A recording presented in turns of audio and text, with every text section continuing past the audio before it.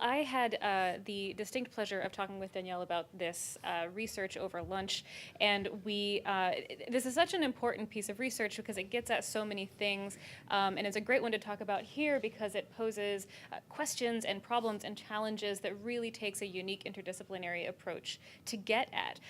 As someone who is an anthropologist and a public health researcher by training, these questions about PTSD immediately bring to mind matters of idioms of distress, right? All of our bodily experiences are culturally mediated, and there's this spectrum of really, really mediated and not so mediated. So breaking an arm is a largely similar experience no matter who you're from, where you are born. Experiencing stress or exhaustion, on the other hand, goodness, it varies.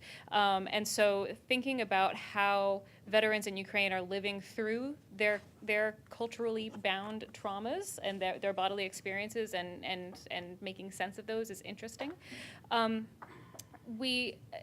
was really taken by your observation that I think this is largely in journalistic writing, that Ukraine is ill-prepared, right? And so on the one hand, this means that Ukraine lacks some infrastructure, might lack some expertise, although I'm not sure I would necessarily agree with that, or that they're just not ready to sort of like roll out these large programs. But there was also an accusation of unpreparedness on the part of the veterans, right? That they have a fear of asking for help, that there is this masculinity that is causing problems for everybody. And what this is really saying is these people aren't ready to be patients the way that we think that they should be, right? It's like that's a very non-Ukrainian way of expecting Ukrainians to act when they're traumatized. It's a question, maybe then Yeah. you could answer and then you Mm-hmm. the other. Sure. Mm-hmm. Yeah. So Now. no, go ahead. Mm-hmm. Okay.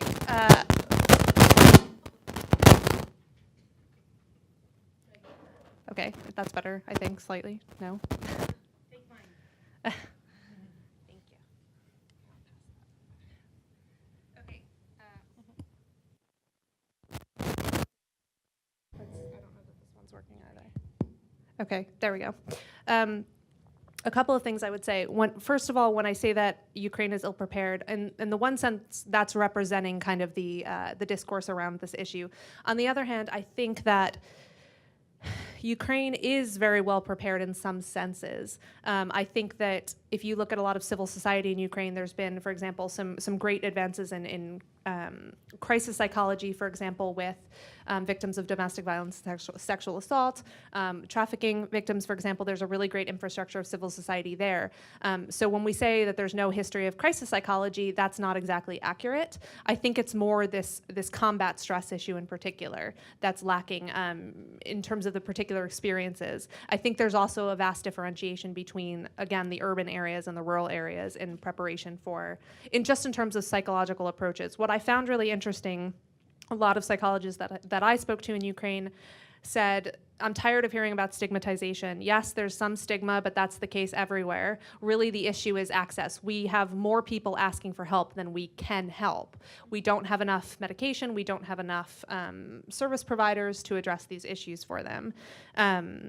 So this question that of whether what are expectations for these soldiers as patients, you know, I think this gets at the question of ethnocentrism in a way, because a lot of people like to talk about trauma in Ukraine as we were talking about before, collective trauma, and there's this idea of Ukraine as a post-genocidal nation going back to Holodomor, and we really risk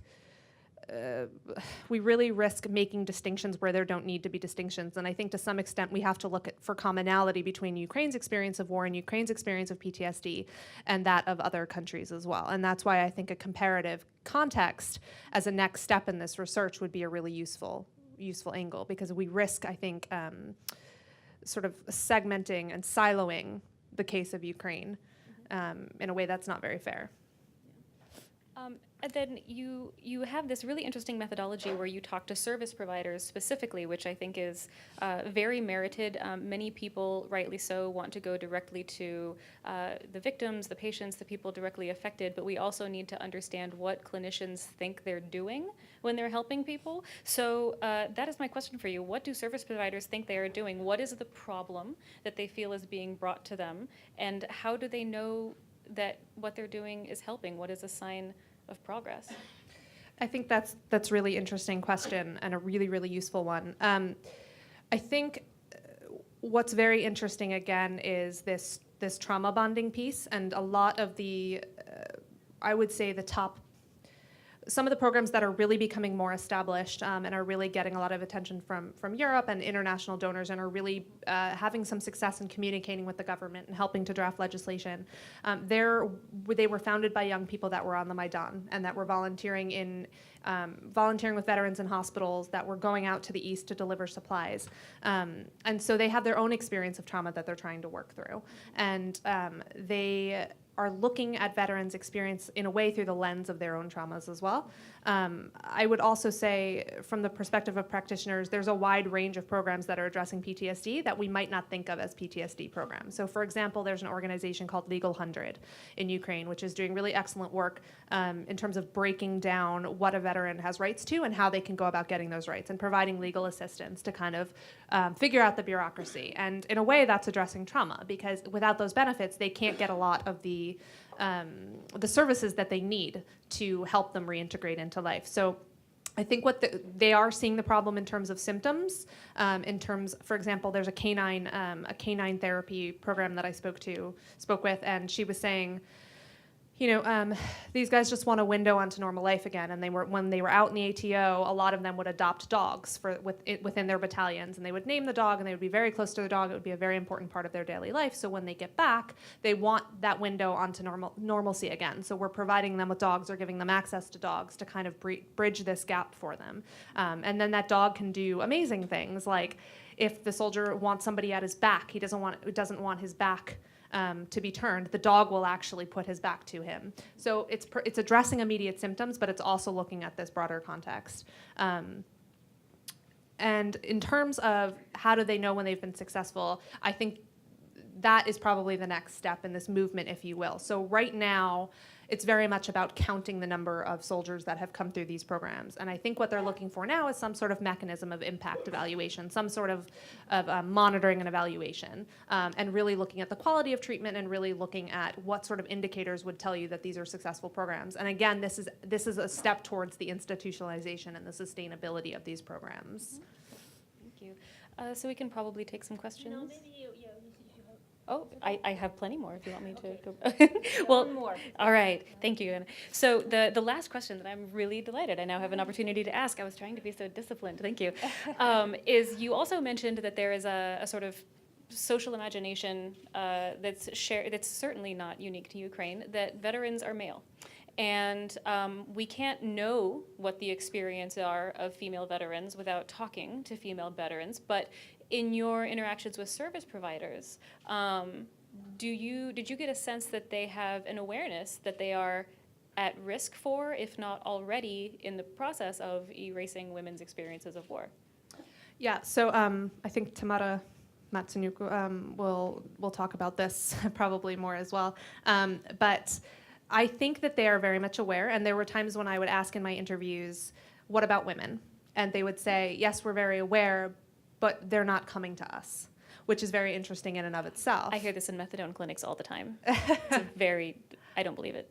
Yeah. So whether or not that's the case, that's definitely open to debate. But some of them had worked with women, but it was a very, very small percentage. And I do think a lot of the discourse is oriented towards men, and it's a very masculine, even sort of the imagery around a lot of these programs is of male soldiers. And I think that there is a sense that they want to help women. They understand that this is an issue, but the development of an approach that would take that into account is a tall order at the moment. And also even distinguishing what women's roles were exactly in the ATO and how to adapt treatment or adapt reintegration programs to be distinct for those experiences. I would be interested to know organizations that are working on women's issues, for example, La Strada in Ukraine, what their approach is, and if they're seeing any women returning from the ATO who have trauma or who are feeling traumatized, or if they're focusing mainly on women's trauma through the kind of the IDP channels, because I feel like that's where a lot of the distinction has been. It would also be interesting to think about given what we know about the prevalence of sexual assault in war in general, not even speaking of this one, that for women who are coming back from service, going to a room where a bunch of servicemen are for treatment might be the least safe place that they feel. So, Yeah. May I use my position to make just a few remarks? Does it work? Yeah, it works. Great. I happen to work on the same topic as you since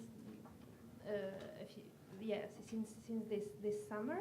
I'm working on combatants and veterans of the ongoing war in Donbass, and actually I'm talking to veterans themselves, to service providers, more or less the same as you plus other, and state institutions.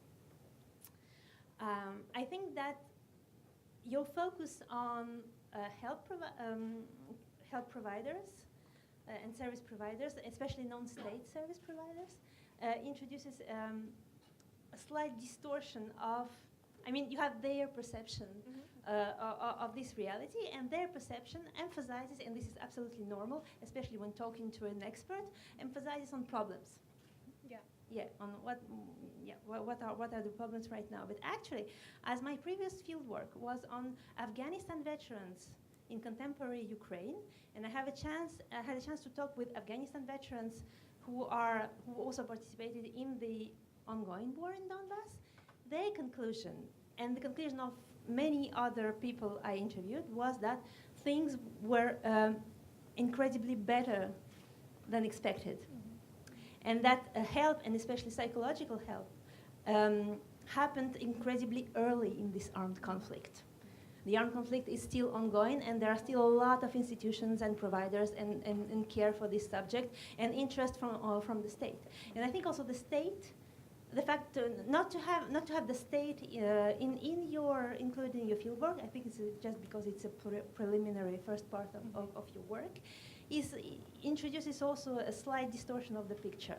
Because, for example, you have this law on compulsory psychological assistance to veterans that have been passed, and money in the budget allowed to this assistance. But NGOs, the conclusion of the NGOs working on this subject is that it doesn't work. There's nothing going on the state level. But actually, as I talked about about this with state institutions responsible for this issue, they explained me a very interesting thing. They explained me that as there's no normative basis about what a psychological help should be in this particular case, they cannot use the money. They try to implement a program, and then they are sanctioned by the state themselves for misuse of public money because there's no normative basis for this.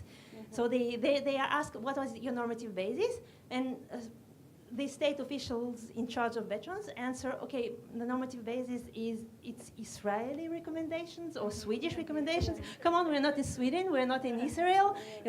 So this kind of institutional blocking is also very, very interesting. Also, just two short remarks. The use of term of community outside North American society is kind of tricky, I think, especially considering Ukraine.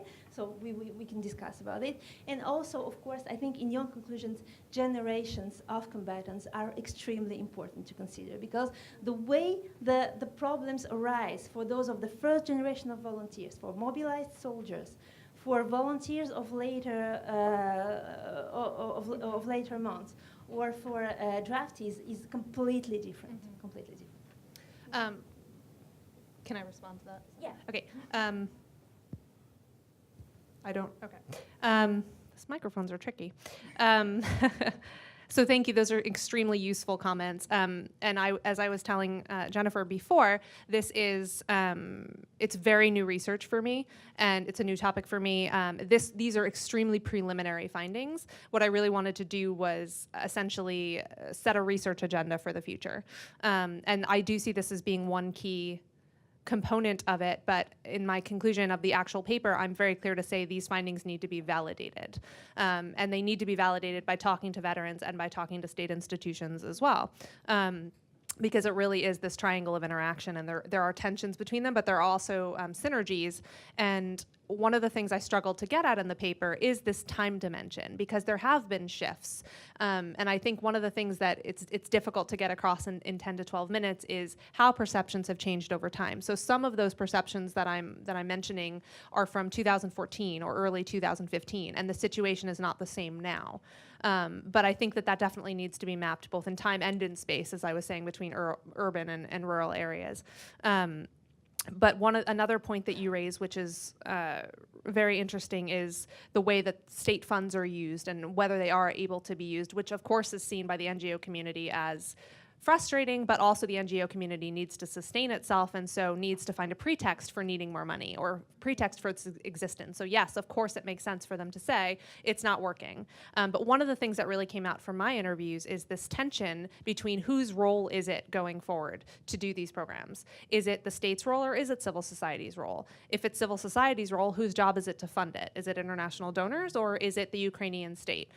Whose job is it to draft legislation, to develop protocols?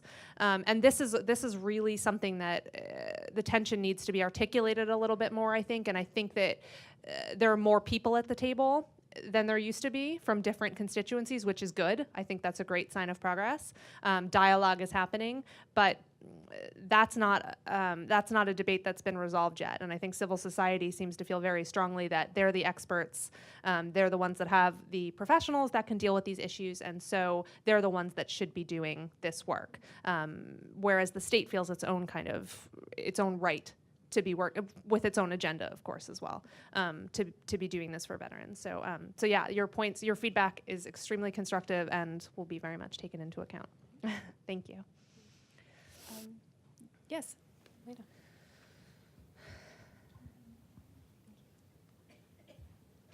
Yes, thank you. I'm Elena Voloshin, correspondent of France 24 in Moscow and the director of Alex Choice. When you say that Ukraine weren't prepared to this war, I think this is a key thing, because on one hand, no nation which lives in peaceful time is prepared to a war, and no man who is just an ordinary man is prepared to be a soldier. So this is very important. But in case of Ukraine, I think it's even more important, because Ukraine really lived for a long time in peace time, and I have this very clear vision of a Ukrainian soldier in a Crimean military base just right before the annexation. They were surrounded by Russian army, and I saw this man, and they were hiding behind sand ballots, and it was an evening when they really thought they would be attacked by Russian army, because there have been an ultimatum. And he was shaking like a leaf, and he looked at me with big scary eyes, and I asked him what would he do if in case a Russian army would attack, and he said, we will defend if our commanders will tell us to stand until the end. But clearly I saw that this man wasn't prepared to make a war. And this is very important, I think, in what we are talking about today, because on one hand they had no arms, they had nothing, they had no tanks, they had no armored vehicles. They had just 10 or 20 Kalashnikov with enough bullets, because they really weren't prepared to this. Where I want to go. But apart from the military aspect, what is important is that psychologically, I think that these guys weren't prepared to be attacked by people who they considered like brother people. And it's like a family of your members is coming to kill you. And actually it happens, because we see in this war that on the two sides there are members of the same family sometimes fighting against each other. Because if we speak about this war, technically it's a less violent war than than Ukraine and Russia saw during the World War II. But this is the psychological aspect, which I think is very important, this notion of our brothers are attacking us. So just to come to the question, do you think that Ukrainian psychologists are taking this question into account? Thank you. Yeah, I mean, I think it's a really good point. And I don't want to say all Ukrainian psychologists that are working on this, yes or no, but there was one quote, which I think I had up there, where a psychologist said to me, it's a really important issue for these guys coming back to get combat veteran status because they want to be recognized as a killer, as not just a killer of other Ukrainians. And I think it is really important to take into account that they, and this is why the ambiguity of the war kind of sparked me into this research, because it isn't clear exactly who they're fighting. You'd think it should be, but it's not. And another issue that I heard was when these guys are kind of in foxholes, for lack of a better way, in the East, they're listening to Russian propaganda because there's, Ukrainian media is cut off in the occupied areas, and it's very difficult to get access to Ukrainian content, so they're hearing a lot of Russian propaganda, and it's really demoralizing to them because they're kind of being bombarded and inundated with it. So they're coming back sort of a little bit uncertain themselves because they've been hearing so much of the other side and not as much of the Ukrainian side. And Russian propaganda is very sophisticated. And so that's not something that I heard psychologists talking about very much. But I do think there is a recognition of that. How to cope with it, I think, again, gets into this question of the tension between kind of the individual experience and this broader political context. Because if it's not resolved at the political level, and there's not very, there's conflicting signals coming, then it's really difficult to define how you deal with that, how you make meaning out of that experience for yourself. The other point I wanted to make based on your comment was this military piece, because the military itself wasn't prepared and because logistics was not great and the experience of fighting at the front wasn't great at the beginning either. And there has been a lot of training of PTSD, a lot of training of trainers to go out and teach about PTSD and to work with combat veterans and active soldiers. But among some that I spoke to, there wasn't as much permeation of this into the actual military. So commanders wouldn't necessarily treat soldiers struggling with stress symptoms in the way that the training would say that they should. So that was the quote I had up there that said it would be perceived as cowardice. So yeah, there's all this training happening, but if they're being told a different message about what they're experiencing when they're actually out in the ATO, then that's a potential conflict as well. Yes, Yulia? Question. Do you know from where comes training of those service providers you are talking about? You mentioned the image of hero, and it made me think about volunteers working in Kiev Military Hospital, and you have several volunteer initiatives that stepped from the hospital, and one of these initiatives works on heroization. They just create portraits of heroes, and they consider themselves as service providers while helping at the hospital, but when you are not a hero, you have been to ATO zone and you are not a hero. Your narrative and the experiences you have lived, it doesn't fit, in this heroic picture. So what do you do as a soldier? So it's a kind of twofold action, trying to help also, but maybe making something harmful also from the point of view of rehabilitation. So the question is about training. Mm-hmm. Yeah, well, first of all, on that point, I think everybody has an agenda with trauma. Unfortunately, that's maybe sounds like a really cynical thing to say, but there are benefits to be made from portraying a particular population as being traumatized, and service providers are no different, especially if they have roots in a very tumultuous time in Ukraine's history. If a lot of people that are working in these programs are quite young, and they were sort of politicized, if you will, on the Maidan. And that's something that really struck me, how many people I spoke to whose programs are really kind of sticking and are kind of rising to the top and really getting an international reputation, how many of those were started by people that were on the Maidan.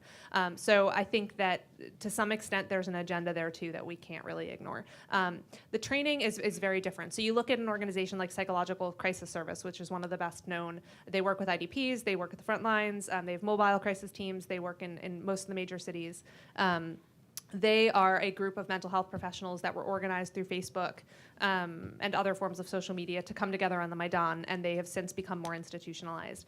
Then you have organizations of fairly young people that don't have a background in this that started reaching out to international health mental health professionals and have had enormous amounts of training from the international NGO community. And this has been a major criticism, is that the people that are going out and doing the trainings have very little substantive training in this field, and that they're not really complemented by a well-developed social work profession, for example. So it's not a very interdisciplinary approach. And you have people that have gone to an international seminar conducted maybe by the Israelis, for example, or by the Swedes, or even by U.S. organizations, all with their own agendas and their own quality of training. They'll do a seminar for anywhere from 5 hours to 3 days. They'll give them a certificate, and okay, great, now you're trained to go out and work with combat veterans. And that is actually quite traumatic, I think, for the veterans themselves to be faced with that. And I heard a lot, and it's sort of uncomfortable to say this, but the veterans would say, these young girls would come up to me and be like, tell me about your problems, and we would just laugh at them. Because I'd only done a couple of combat veteran interviews, but that was a pretty, and I think it's more about life experience and not so much about gender, but the training, there's no real quality control or coordination mechanism to make sure that the training, or even that there's protocols for implementing these trainings in a good way. So, Thank you. Natalia, you had a question? I have two short questions. Thank you for your presentation, Natalia Stepanuk, the chair of Ukrainian Studies. And the first question has to do with the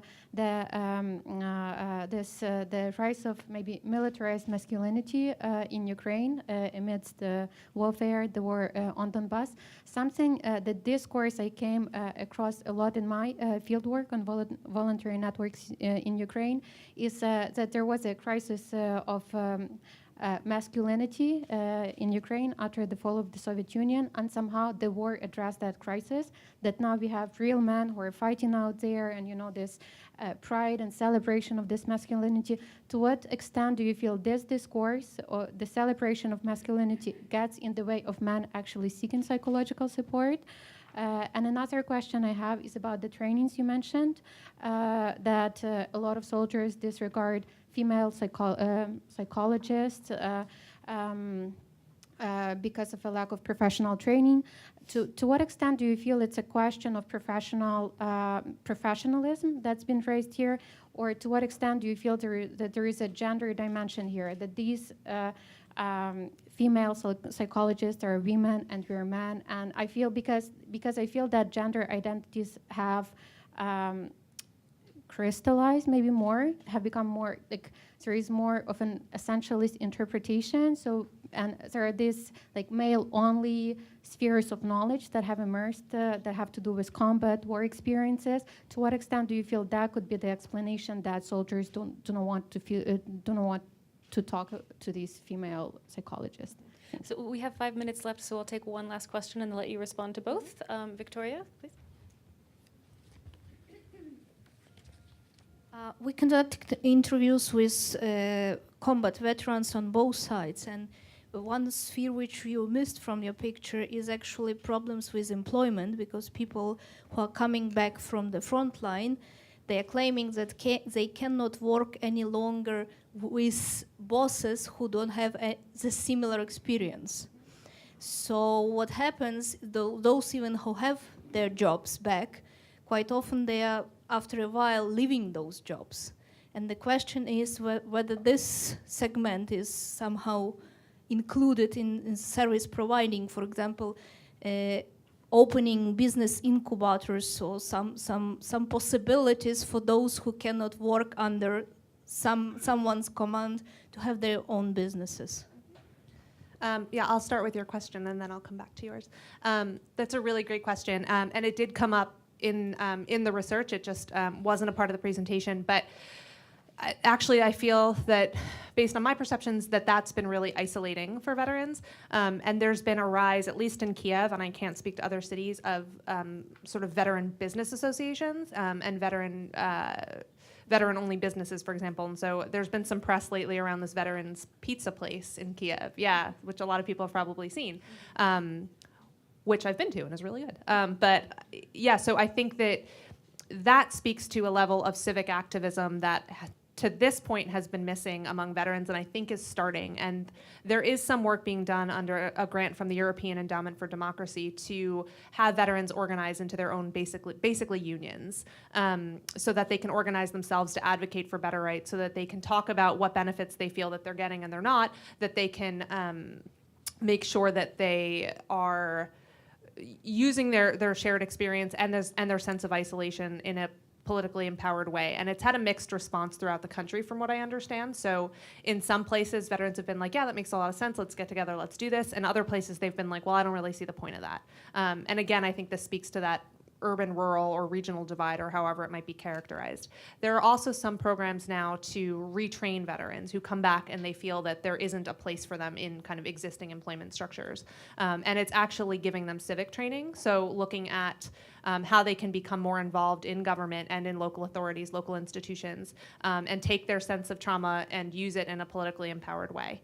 And that, I think, sounds like a really exciting point, but and then on the gender question, the crisis of masculinity, I would say one piece that's needs to be mentioned there is the fact that when a lot of these soldiers go off to war, the women are left behind and they're taking on new roles, and they're taking on a head of household role. And I think that there's a potential for conflict when they come back. So we're talking about militarized, this militarized conception of masculinity that's come out of the war, and to some extent I think that's true.